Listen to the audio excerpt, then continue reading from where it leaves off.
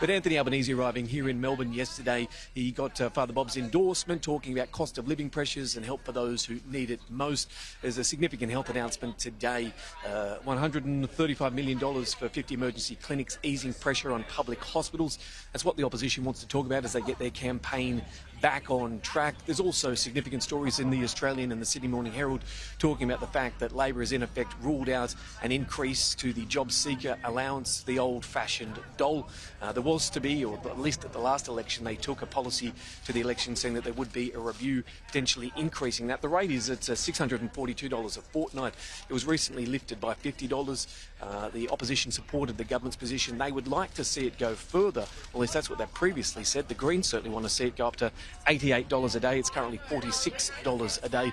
So there are arguments there, but Labor's clearing the decks. They don't want to have that debate heading into the election. John Howard, interestingly enough, was on Sky last night, and he was talking about whether the baseball bats are out for the coalition, whether there is a hunger for change. But I don't find the public in 2022 as enthusiastic for Albanese as many of them were for Rudd. Uncomfortably for me, in 2007, there was a bit of a groundswell around. You know, I found it hard to assimilate, but it was there. I don't think that's there now, and I think it's one of the real problems that the Labor Party has. They can't see, I don't think the public quite see him as the next Prime Minister of Australia. And Jonathan, the Greens leader Adam Bandt will address the National Press Club today. This could be a bit of a problem for Labor because he'll be talking about what he wants to achieve in the event of a hung parliament. Yeah, the idea of a hung parliament, a Labor-Greens alliance potentially. Obviously, Labor wants to govern in its own right. The Greens very keen to tell voters that they have the potential to share power with the Labor Party and form a coalition government of sorts. They would like to see greater spending on Medicare, allowing people to go to the dentist and use their Medicare card to bulk bill.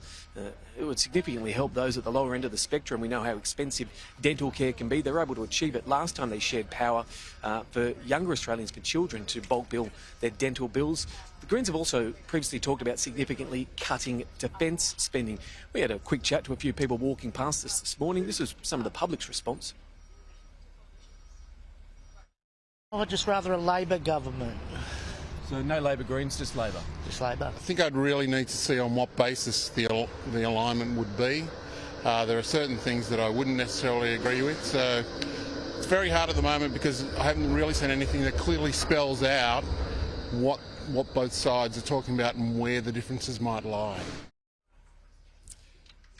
And Laura, for the Labor Party, it's a short stay but an important stay here in Melbourne. There are 6 seats in Victoria under 6% that the coalition currently holds. Labor obviously targeting those. There are 3 seats under 6% that it currently has, so it's sandbagging those.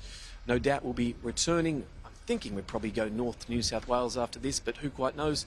The water has now been handed out and the bus goes on, Laura. Well, you could ask James Jeffrey behind you. He's Albo's speechwriter. I reckon he's got a good idea. What do you reckon? Yeah. Hey, mate, live on Sky, where are we going after this? Don't be surprised. Magical Mystery Tour continues. Well, that's very Christopher Pine of him. He wants it to be a surprise for us all. Love it. Jonathan, appreciate it. We'll see you soon.